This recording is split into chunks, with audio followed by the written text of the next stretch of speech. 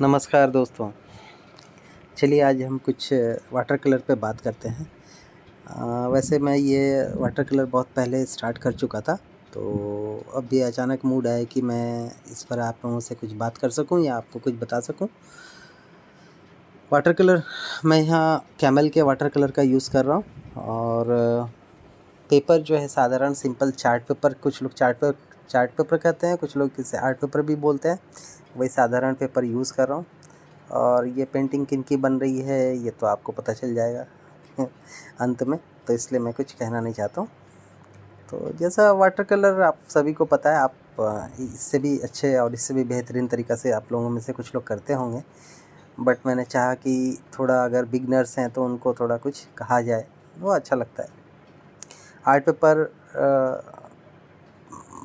जो है वो दूसरे कंपनी के भी होते हैं, तो अलग अलग कंपनी के अलग अलग इफ़ेक्ट देते हैं, तो मैं ऐसा साधारण यूज़ कर रहा हूँ। जैसे वाटर कलर नाम से ही फेमस है कि वाटर कलर, वाटर यानी पानी, तो वाटर कलर में हमें पानी का यूज़ ज़्यादा से ज़्यादा करना अच्छा होता है, क्योंकि उससे जो रंग है ना, वो कलर जो है एक दूसरे से अच्छे ढंग से विलय हो जाते हैं, मिल जाते हैं, उसमें दाग नहीं छोड़ते हैं। लेकिन अगर हम पानी का कम यूज़ करें तो हम उसमें एक दाग जैसा रह जाता है, जो कि और दिखता है। अभी आप देख रहे होंगे मैं पगड़ी के ऊपर काम कर रहा हूँ, तो उस पगड़ी पे मैं पानी कुछ ज़्यादा यूज़ कर रहा हूँ, क्योंकि मुझे इस पे एक वास जैसा कर देना है कलर को, जो कि दाग ना छोड़े। तो चूँकि पगड़ी सफ़ेद ही होती है, लेकिन कुछ लोग इसे ग्रे कलर में भी दिखा देते हैं, बट मैं ब्लू के साथ यूज़ कर रहा हूँ, क्योंकि ब्लू जो है सफ़ेदी को थोड़ा और ब्राइट कर देता है और वो थोड़ा सा बहुत सफ़ेद जैसा फ़ील देने लगता है। तो मैं यहाँ इसलिए ब्लू कलर का यूज़ कर रहा हूँ। वैसे मैं यहाँ कहना चाहूँगा कि जो आर्टिस्ट होते हैं, हर आर्टिस्ट अपने मन के मुताबिक करते हैं, किसी एक बंधन में आर्टिस्ट बंधा हुआ नहीं होता है। हाँ, बेसिक्स जो होते हैं उसके लिए तो आर्टिस्ट को बेसिक रूल पकड़ के चलना पड़ता है, लेकिन उसके बाद आर्टिस्ट स्वतंत्र होता है। जैसे इस विषय पे मैं कहना चाहूँगा, अभी आप देख रहे होंगे मैं वाश कर रहा था पेंटिंग को, और अभी कान के ऊपर काम कर रहा हूँ, तो मैं हमेशा वो सिंपल ब्राउन कलर यूज़ कर रहा हूँ और उसको डीप करने के लिए ब्राउन के साथ हल्का ब्लैक मिक्स करके यूज़ कर रहा हूँ। तो वो उसका जो शेड है वो निकल के आएगा। साधारणतः मैं डायरेक्ट ब्लैक लगाना, काले रंग का यूज़ करना थोड़ा मैं अवॉइड करता हूँ, और अगर से कोई डार्क शेड है तो डार्क शेड में यूज़ कर लेता हूँ, क्योंकि वो ब्लैक का एकदम दिख जाता है तो थोड़ा पेंटिंग बड़ा और दिखने लगता है, इसलिए। तो अब देख रहे होंगे कि मैं वही ब्राउन यूज़ कर रहा हूँ। अभी मैं बोल रहा था पेंटिंग के बारे में कि आर्टिस्ट स्वतंत्र होता है। जैसे कुछ बच्चे जब नया सीखते हैं तो जो ड्राइंग टीचर होते हैं उनको बेसिकली पकड़ के ज़बरदस्ती एक ही रूल पे लेके चलाने की कोशिश करते हैं। तो मेरा जो फंडा है या मेरा जो थॉट है वो अलग है। उस पे मैं कुछ बात ज़रूर बोलूँगा अभी आप देख रहे होंगे कि मैंने एक गलती की है, ऊपर फिनिश नहीं किया हूँ, लेकिन नीचे की तरफ काम कर रहा हूँ। तो वो मैंने क्यों किया वो भी गलती दिखाने के लिए ही कर रहा हूँ, आपको पता चल जाएगा कि अगर हम ऐसा करते हैं तो क्या होता है कि ऊपर मैंने चेहरे को फिनिश नहीं किया है, बट हमने नीचे काम करना चालू कर दिया है। तो हमें दिक्कत कब आएगी, जब हम आँख या नाक या कुछ भी ऊपर की तरफ काम करेंगे, तो हम जब तक गीला रहेगा ये पेंटिंग, तब तक हम ऊपर की तरफ काम नहीं कर पाएंगे और वो डिले करेगा, तो ये एक असुविधाएँ होती हैं। तो ये गलती किया हूँ, तो इससे बचने के लिए अभी मैं क्या करूँगा, आप देखिए, इसके ऊपर कोई स्टिक या स्केल रखूँगा और वो स्केल के ऊपर हाथ रख के काम करूँगा। उससे क्या होगा कि हाँ, नीचे की तरफ जो हमारा गीला पेंटिंग है वो हमारा बचा रहेगा और वो नष्ट नहीं होगा। चूँकि मैं ही रिकॉर्ड कर रहा हूँ और मैं ही बना रहा हूँ, तो दिक्कत आ गई होगी, अभी आपको दिख नहीं रहा होगा नीचे की तरफ मैं क्या कर रहा हूँ, क्योंकि मैंने ध्यान नहीं दिया और मैं अपने काम में लगा हुआ था और रिकॉर्डिंग हो गया। ये मैं अभी ब्लैक कलर से चश्मे का जो डिटेलिंग है वो कर रहा हूँ, चश्मे को डिटेल कर रहा हूँ। ये अभी पेंटिंग सूख चुकी है लगभग, तो मैं अभी हाथ ऊपर की तरफ रखे सावधानी से काम कर रहा हूँ, क्योंकि वो जो स्टिक है वो काफ़ी ऊंचा हो जा रहा है और मुझे काम करने में दिक्कत हो रही है। तो वही जो मैं बोल रहा था, हर आर्टिस्ट के अपने अपने टेक्निक होते हैं, वो अपने अपने हिसाब से अपने टेक्निक को यूज़ करते हैं।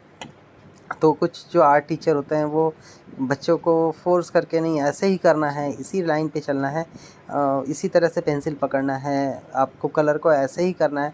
तो मतलब मुझे कभी-कभी ऐसा लगता है कि एक बाउंडेशन हो जाता है और बच्चे ऊब जाते हैं, बच्चे भाग जाते हैं। ये मैंने अपना पर्सनल भी एक्सपीरियंस देखा है कि अगर उनको ज़बरदस्ती एक सराउंडिंग में बांध दिया जाए तो वो बिगड़ने लगते हैं।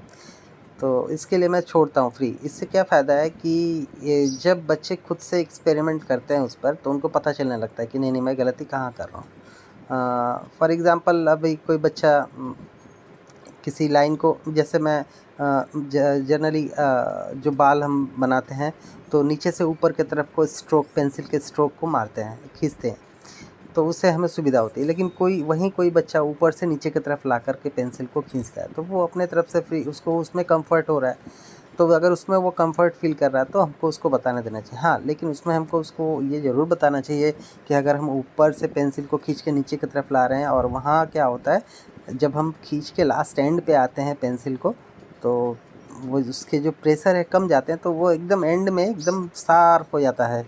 तो वो जो फ़ील है वो एंड का देता है, एकदम अंतिम हिस्से का।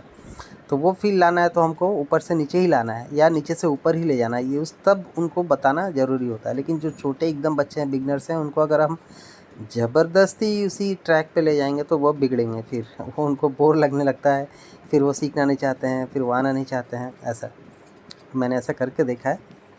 तो एनीवे, तो ये मैंने कहा, तो मैं अभी पेंटिंग को थोड़ा मैंने घुमा लिया जानबूझ करके, दिखाने के लिए कि शायद दिख जाए कि मैं भी क्या कर रहा था, आँखों पे काम कर रहा था। मेरी डिटेलिंग भी हो चुकी है आँखों के ऊपर और आगे की तरफ बढ़ रहा हूँ। लेकिन इतने कोशिश के बाद भी मैं शायद दिखाने में सक्षम नहीं हूँ, रोटेट करवाने के बाद भी वीडियो, क्योंकि वीडियो रिकॉर्ड हो चुका था और मैं दोबारा इसे तो कर नहीं पाऊँगा। तो चलिए एनीवे, अभी आगे की तरफ जब काम करेंगे तो आपको दिखेगा। तो वाटर कलर में हम गाढ़े रंगों का ज़्यादा से ज़्यादा मतलब अवॉइड करते हैं उसको, कि एक ही जगह उसको स्पॉट कर दिए। अगर हम पानी को डाल के रखे हैं और उसके ऊपर हमको कहीं ब्लॉट करना है, वाश करना है, जैसे शेड अभी आप देख रहे होंगे इस पेंटिंग में, बाएं तरफ कान की तरफ मैंने ब्राउन कलर का एक शेड डाला है। तो वो शेड जो है पहले पानी डाल चुका था, उसके बाद मैंने ब्राउन कलर का एक स्ट्रोक हल्का सा डाल दिया। और कहाँ मुझे करना है, कहाँ तक मुझे डालना है, ये मुझे मेरे दिमाग पे फिट रखना है। नहीं तो वो शेड अगर मैं उनके गाल के पास से और अंदर कर दूंगा तो वो देखने में ऑड लगेगा। तो ये सारी बातें ना आप अपने दिमाग में कल्पना करके रख सकते हैं, क्योंकि एक चेहरे की आकृति है, उसका एक अनुपात है कि नहीं हमारा कान यहाँ से यहाँ होना चाहिए, नाक यहाँ से यहाँ होना चाहिए, और गाल का जो चेहरा है तो वो कहाँ तक भरा भरा लग रहा है और कहाँ गाल में गड्ढे हैं। तो जहाँ गड्ढे हैं वहाँ थोड़ा सा डार्क कलर का यूज़ करके हम उसको गड्ढे वाले रूप को देना चाहते हैं। तो यही बेसिक्स चीज़ हैं और इसमें कोई ख़ास इतना हार्ड एंड फास्ट रूल नहीं है। आप जब खुद से करना चालू कर देंगे ना, तो खुद ब खुद आपको इतने सारे आइडियाज़ आने लगेंगे कि आप कुछ दिन बाद उल्टे मुझे ही टिप्स देंगे, सिखाने लगेंगे। तो ये होता है, ये साधारणतः यही चीज़ होता है। शुरुआती दौर में जब हम सीखते हैं तो मुझे ऐसा लगता है कि मुझे नहीं आ रहा है, मैं घबरा रहा हूँ, नहीं कर पाऊँगा। बट जब आप सीख जाते हैं, खुद करने लगते हैं, किसी को कॉपी करते हैं, तो 2 दिन बाद खुद ब खुद होने लगता है। और ये सारी चीज़ें जो भी आर्ट और कला की चीज़ें हैं, ये जनरली कॉपी करके ही सीख सकते हैं लोग, या सीखना पड़ता है, ये बाध्यता है। नकल करना ये सुनने में बुरा लगता है, बट नकल ही किया जाता है। आप नकल करके ही सीख सकते हैं, अदरवाइज़ आप अगर नहीं देखेंगे, नकल नहीं करेंगे तो कैसे सीखेंगे। एग्ज़ाम्पल म्यूज़िक भी ले लीजिए, तो भी आप किशोर कुमार के गाने को गाते हैं, एसपी बालासुब्रमण्यम के गाने को गाते हैं, उनके जैसे आवाज़ को मिलाने की कोशिश करते हैं, उसके बाद जाके उनको समझ में आता है। हाँ, वो अलग चीज़ है कि क्या राग होता है, क्या सुर होता है, इसके लिए तालीम लेने की ज़रूरत पड़ती है, तो वो तालीम लेना पड़ेगा। सेम ऐसे ही। तो अभी हमारा पेंटिंग लगभग कंप्लीट हो चला है, लास्ट एंड की तरफ जा रहा हूँ। मैं इस पेंटिंग में ट्राई कलर के ऊपर इनको दिखाने की कोशिश किया हूँ। ट्राई कलर बड़ा खूबसूरत लगेगा। तो आने वाले 5 तारीख को इनकी जन्म तिथि है और हम सभी इनका जन्म दिवस मनाएंगे। और ये इतने महान लोगों की जो बातें हैं वो हम आत्मसात करें, ऐसा हम सोचते हैं। ख़ास तौर पे छात्रों को तो बहुत ही इन सभी महान लोगों की बातों को ध्यान में रखना चाहिए। बट आज का जो माहौल हो चुका है बड़ा अजीब सा हो गया। छात्र छात्र की तरह बिहेव नहीं करते हैं विडम्बना है। छात्र की जो लाइफस्टाइल है वो कुछ अलग हो गई है। देखिए अभी मैं ग्रीन कलर का यूज़ कर रहा हूँ, बट ये ग्रीन कलर को मैंने कैसे बनाया वो आप देखिए। ये डिफरेंट ग्रीन है। इसका क्या नाम है आप बता सकते हैं मैंने लीफ ग्रीन के साथ येलो और हल्का ब्लू मिला करके मिक्स करके मैंने ग्रीन को बनाया है। तो आशा करता हूँ कि ये पेंटिंग अच्छा लगेगा और आप लोग भी कोशिश करेंगे ऐसा करने के लिए। अगर कहीं कुछ दिक्कत आती है तो कमेंट्स करिए, कोशिश करूँगा सामान बताने के लिए, समाधान करने के लिए। वैसे मुझे पता है हम एक से एक बहुत अच्छे अच्छे आर्टिस्ट हैं जो सजेस्ट कर सकते हैं, बट अपने अपने तरीका है। मैंने फिर वही कहा कि आर्टिस्ट फ्री होता है और मैं कभी भी किसी बच्चे को बांध के रखना नहीं चाहता हूँ।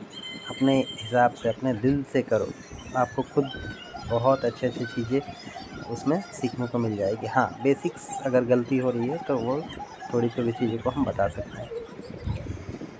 तो चलिए ऐसे ही हमारे वीडियो को देखते रहिए, कमेंट करते रहिए और आपसे कोशिश करूँगा हर सप्ताह कुछ ना कुछ पेंटिंग, चाहे वो ऑयल पेंटिंग हो, चाहे पोस्टर कलर हो, चाहे वाटर कलर हो, चाहे ड्राई पेस्टल हो, कुछ ना कुछ ज़रूर करूँगा। समय का अभाव है, इसके वजह से मैं नहीं आ पाता हूँ। अदरवाइज़ मेरी भी इच्छा होती है कि आप लोगों के साथ इंटरेक्शन करूं, थोड़ी सी बातें करूं।